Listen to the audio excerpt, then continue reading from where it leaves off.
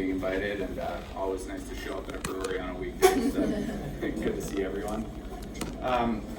So I am an attorney at Bernstein Shur in Manchester, have been focused predominantly on land use law since I started my legal career. I was working in Massachusetts. My first job as a lawyer was in-house at a commercial and residential real estate developer in Metro West. Had one client who was pretty difficult, so I ended up going into a law firm setting, so I have a lot of clients, many of whom are awesome, and did that for a while. COVID came. I'm from Keene, New Hampshire, decided it was time to come back to New Hampshire to put down roots, and 2 kids. We live in Bow with my wife, and have been in New Hampshire since. So a little bit about me. Bernstein Shur has quite a deep land use and real estate bench. I'm one of several attorneys in our New Hampshire office. We also are based out of Portland, Maine. So again, you'll have my contact information at the end of this. If you have a question about anything, I'm always happy to talk to people. The fact that you're interested in real estate investment means that I'm interested in hearing what you have going on, because it's always just helpful even to have those conversations because it relates to what I do in the market. So, all right. So I spend my time predominantly, again, what's a land use attorney? So I deal with what you can do with the property you own. We hear discussions about people buying a 2-bed or a 2-family, looking to get into more. When can you add more? What can you add? What can you build? What can you internally subdivide? When can you add ADUs? These kind of things that are all governed by the zoning ordinance in whatever municipality you're in. So, yes, in terms of one of the things that it was suggested I talk about is common mistakes that investors make in these transactional situations. And I think we've all heard the phrase, what assumptions are and what assuming does. So one of the things you see, to go into story time, because I think it illustrates things best, I was recently at the Housing Appeals Board in Concord appealing a variance application where a gentleman built an absolutely gorgeous house on a ridge north of the Notch, and it looked similar property to all the neighbors' houses. They all have these very steep driveways, and at some point the town becomes wise to the fact that, we have a slope restriction in our driveway ordinance. You never built it to the slope. He says, but my neighbors we're all on the same hill, and they're like, they've all been there for 25 years. You've been here for about 5 minutes and you don't have a CO yet. So now we're in a spot where we're going in front of the town and trying to get a variance at their zoning board, and he ends up not getting it. So as you start thinking about where your high ROI investments are, start thinking about the places where you don't want to be losing money. You built a driveway, paved this difficult driveway, and now it's looking like he's going to have to do something to re-engineer this thing, repave, replow, rebuild, redesign what's going on here so that this multi-million-dollar house at the top of the hill can actually be usable. So on one side, you're all looking for the big bang investment that you can make to make money, but we're in a tough market, so also be mindful not to run into spots that get you into trouble. And that's something that a land use attorney can be helpful with. Ma'am? Did he go first and ask questions to them before handing it?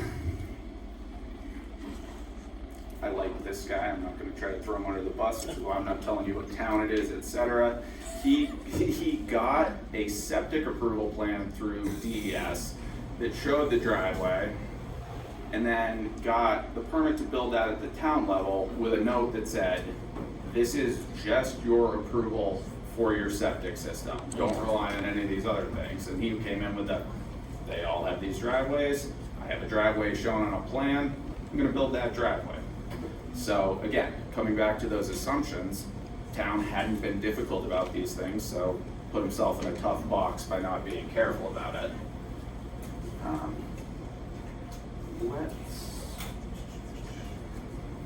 can't remember what my next slide is. That's helpful. So just going through, I've already spoken briefly about a couple of them, but just a couple of the key terms here. So obviously, all of you, I'm sure, are familiar, but let me start at the beginning so we don't skip anything, is that the zoning ordinance is basically the law of how you can use your property in town. So the New Hampshire statutes allow towns to adopt zoning ordinances in different ways. If you have a city form of government like Manchester, the board, mayor, and alderman approves theirs. Whereas if you have a town meeting government, the planning board really takes the lead on that, and then it's voted on originally, and then also amendments at town meeting. Just the Manchester ordinance was adopted to promote public safety, comfort, convenience, aesthetics, prosperity, health, and the general welfare. And those are some thoughts that are going to come up quite a bit tonight, because as we talked about variances, conditional use permits, special exceptions, all of these things, you'll start to see that those tenets of the ordinance are the things that come back over and over again to make sure that the members of those boards who are doing their level best as volunteers to represent the town are trying to uphold those tenets. And you, as you're trying to add a third unit to a 2-bedroom or a 2-unit, stuff like that, need to figure out how you can shape your narrative to allow them to look you straight in the face and say, that makes sense, you're upholding the general welfare and aesthetics and any of those other sort of tenets. I think we should go a little bit into variances. This is where a lot of the law comes down in land use, and it's RSA 674-33, which has 5 prongs that I'll just go over briefly, and I can probably do these from memory, but I might as well read them to you. So, variances, just as an introduction, all of you have land and you have property rights, and we live free or die here in New Hampshire. You want to do what you want to do. You want to build that shed, you want to put up another story, you want to build the ADU. You generally have rights to do these things as your bundle of land use rights, but the zoning ordinance butts up against you and says, yeah, go ahead and build a shed, but it can only be 10 feet from your neighbor's lot, your lot line and your neighbor's house, that kind of stuff. So it's this push and pull between what you can do versus what you want to do. So a variance is fundamentally the constitutional safety valve, that's the term the Supreme Court has used here, about the fact that if you're trying to do something and they say you just can't do it, at some point you can't do anything on your property, and all of a sudden it's a constitutional taking and you deserve compensation. So variances are the way that by meeting these 5 criteria as laid out in the statute that I'll go over in a sec, you have your opportunity to make sure that you don't get stuck with nothing to do with a valuable piece of property. So to grant a variance, the zoning board must find, and it's the applicant's job to give them enough information to basically prove these points, that the variance will not be contrary to the public interest, and that's been determined, again, going back to those other tenets of zoning, is that you can't be violative of the public health, safety, or welfare. And then the spirit of the ordinance is observed, and so we have this 5-prong test, but the Supreme Court has said that public interest, it's in the public interest to uphold the spirit of the ordinance. So basically of the 2 prongs, those 2 go one with the other. If you meet one, you meet the second.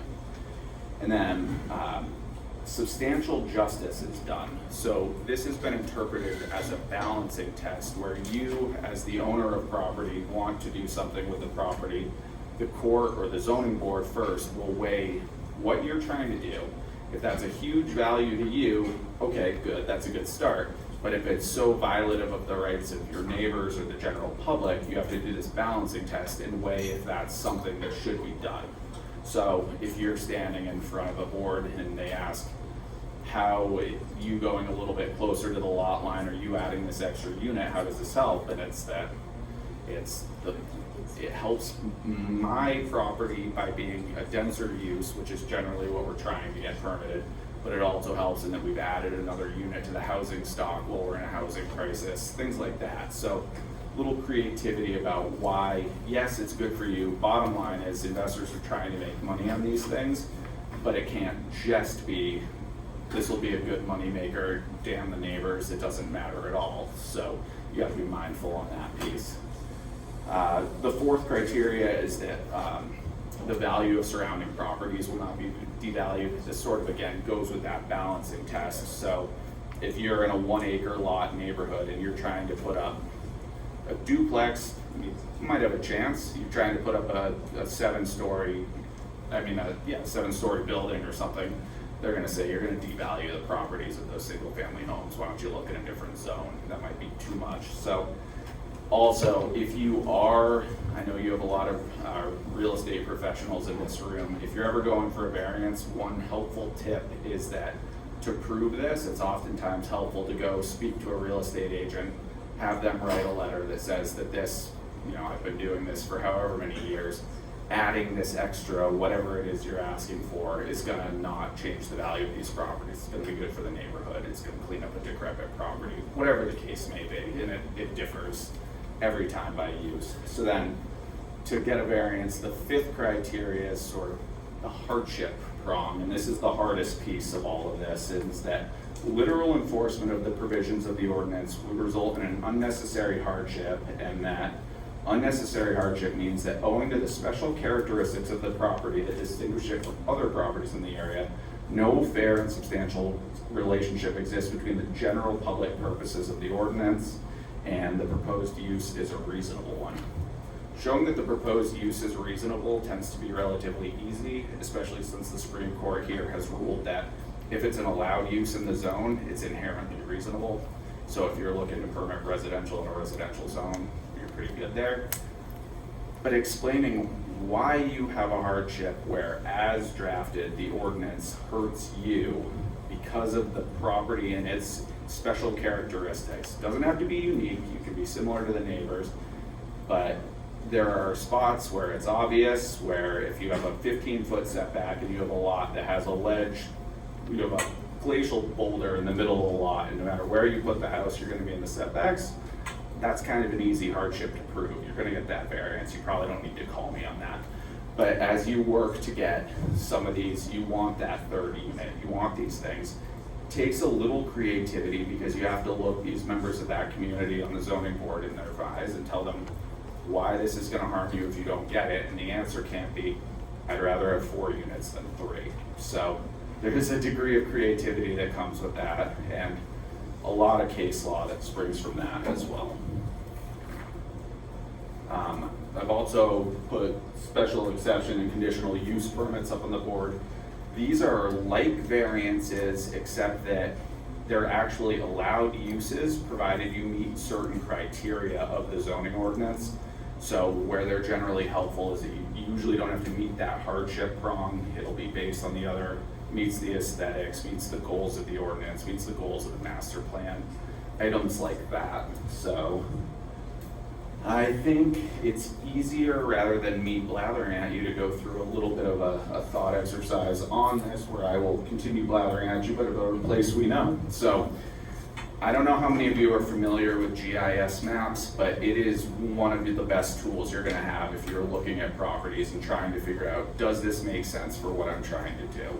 Some of the smaller towns in New Hampshire may not have a decent GIS program at this point, but most do. And this is a screenshot of Manchester's. The building there is obviously the building we're in right now. So then if you can go next slide for me, please. So I like to go to the GIS map. It links you to the assessor's card. It also has a bunch of layers you can pick. So I picked zoning here. Our property's here. We're in the general industrial park zone. Gives you the opportunity to say, okay, you're looking at this building. It has this listing. Do you want to believe everything that's in there, or do you want to see, I want to do this, my client wants to do this, I'm looking for a space where I can do this. Can I do that?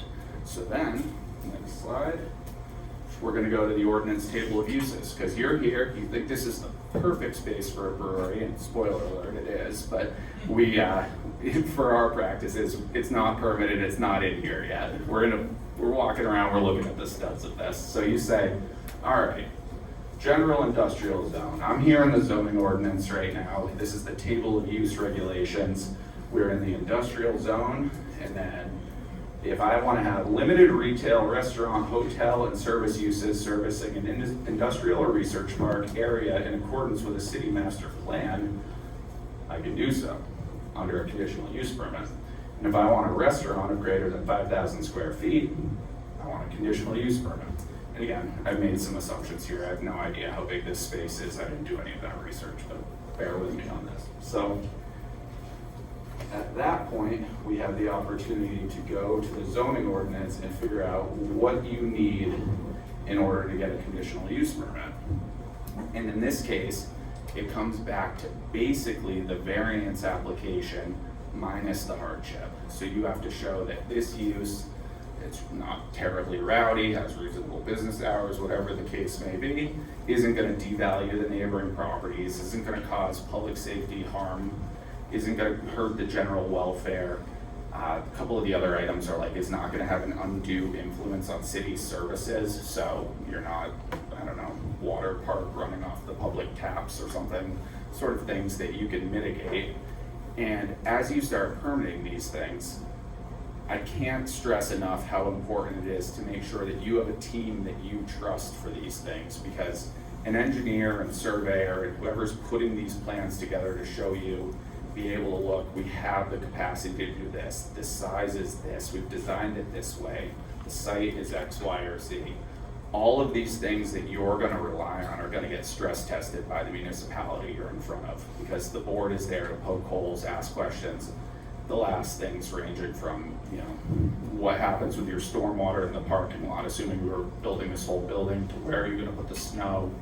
All of these questions that you, if it's your first bigger project or a new build, maybe you're not thinking about those things, but if you have any reputable professionals and your surveyors and engineers, land use lawyer if you want, etc., we've seen these type of things before to help keep it on track, so that you're in front of a board and nothing comes up that you're like, ooh, we didn't really think about that, let us continue, let's add another month where you're burning through your permitting contingency, etc. So, what's my next slide? So, then I think one of the things to think about here, and a lot of people have the sense that, okay, he's up there, he's talking, I know how to use GIS, I know how to read the ordinance. None of this is all that hard realistically, and I'll admit, you do enough of them, it's secondhand, you figure out the town, you figure out what you're doing, you look at the things you wanna do, you go and get a variance, or try to. So where my guy from the story before with his steep driveway messed up was he called me, knew he had the steep driveway, asked how much it cost for me to go represent him at that, and said, you know what? They're gonna give me the variance. I'm still gonna make that assumption that because my neighbor's lot's also very steep, they're gonna give me all this. So he goes ahead and does it. If you lose at the zoning board, the appeals are getting incredibly difficult at court and at the Housing Appeals Board in Concord, which is just a separate tribunal equal with the Superior Court for land use matters that has, it changed a little bit of statute this year, but currently on the board is a attorney, an engineer, and a woman who was previously a town planner. So they're all very, very well versed on this. But I just want to read you a quote, a couple quotes from a decision I received recently. It's actually a different guy than the driveway, but judicial review of zoning cases is highly limited and deferential to a ZBA's finding. Absent errors of law, the only reason a superior court may overturn a ZBA's decision is if the plaintiff proves that the decision was unreasonable. So far, that's fine. Board makes an unreasonable decision. Okay, let's go back, let's appeal this. In typical legal usage, an unreasonable decision is one not reflecting good judgment or that is irrational or capricious. They say Black's Law Dictionary on these. And then, the one that keeps me up at night as a land use lawyer, they keep going. However, in the land use context, the New Hampshire Supreme Court has narrowed the meaning of unreasonable to mean something akin to without any legal reason. If any of the board's reasons for denial support its decision, then the plaintiff's appeal must fail.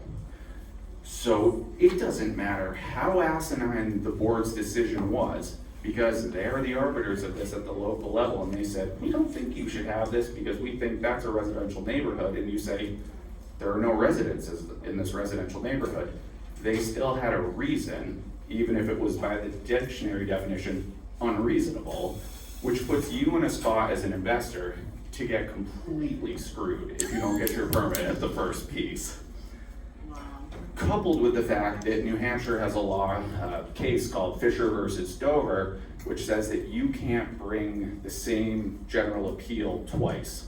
So if you say, I want my variance, I want that third unit, and they say no, you can't go back in 2 years, you can't go back in 5 years. You need a change of the law, so the ordinance changes and will allow that use now, you're good to go. or a change in circumstances in your plan, which is, okay, I asked for 4 previously, now I'm asking for 3. But you can still get in a fight just getting back before the board on these things. So the point is, when you go, if I can impress one thing on you, when you go first, you need to go correctly. It's not the thing where you're in front of your neighbors, let's go, let's tell them why this is a good idea, let's see if they let me do this, commercial use in my garage or whatever the case is. If you're not willing to lose on that, you have to be perfect the first time, and there's still no guarantees ever in land use law, but there's just not many second bites at the apple here. If you file board's unreasonable, your first step, you file for rehearing, and that's an opportunity for you to say, look, you guys you misread the plan. You said I had 25 lots and I actually was trying to do 6. Like, you guys just bonked it. Board gets the first chance to fix those things, but if you end up in court, that standard is just so deferential.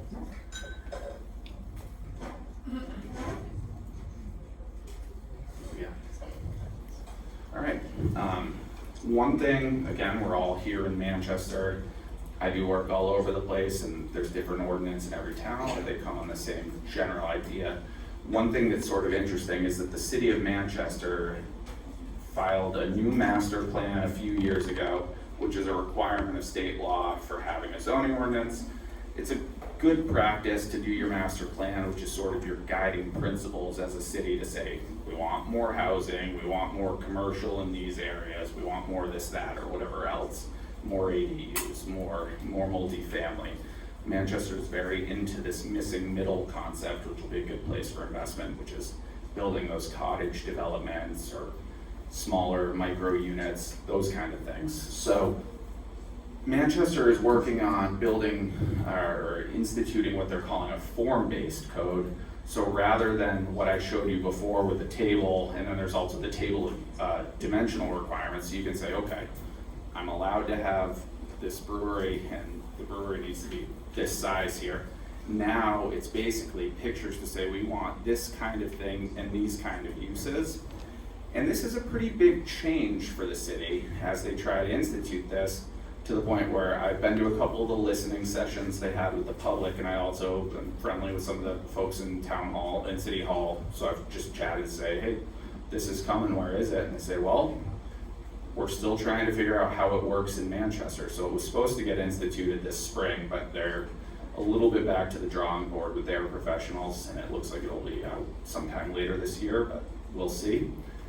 It's just something to keep an eye on as you look for places in the market. We're in a tough environment right now in terms of cost of capital and the fact that Manchester zoning code, I think, was first published in like the 70s. It has very strict parking regulations.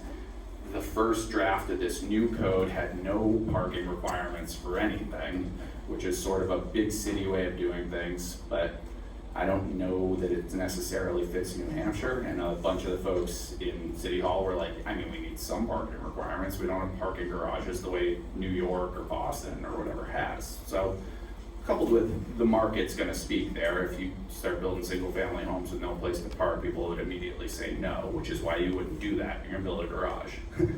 And actual parking spaces. But stuff like that'll be interesting to see how the city reacts and how different towns react, and to some level how the state reacts.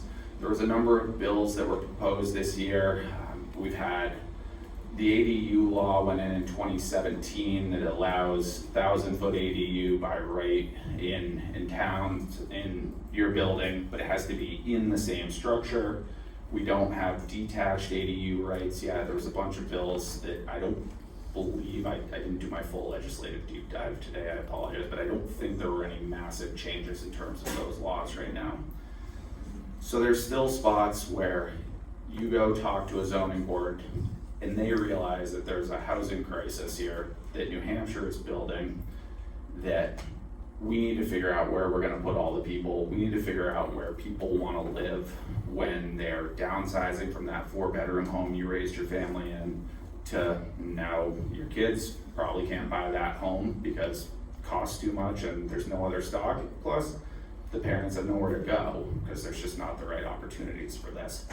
And you, again, all as real estate investors at different levels are seeing what that's like in the market and trying to figure out where you can capitalize on these things. So I have clients putting up mixed use with 35 houses, doing all these various things. But where we're running into problems is that the towns say in the master plan and in the listening sessions, what's the number one need? We need housing, we need housing, we need places for people to retire, we need houses for young family. Then I go in with a plan and a good group of developers established and say, all right, cool, here's what we'll build you. And they say, I don't know, it doesn't really fit the downtown center of our little town outside of Concord. So you end up in these spots where there's a lag in the way the statutes and the way public perception works, and I think every one of us knows what the NIMBYs can be like about things as you try to permit it. And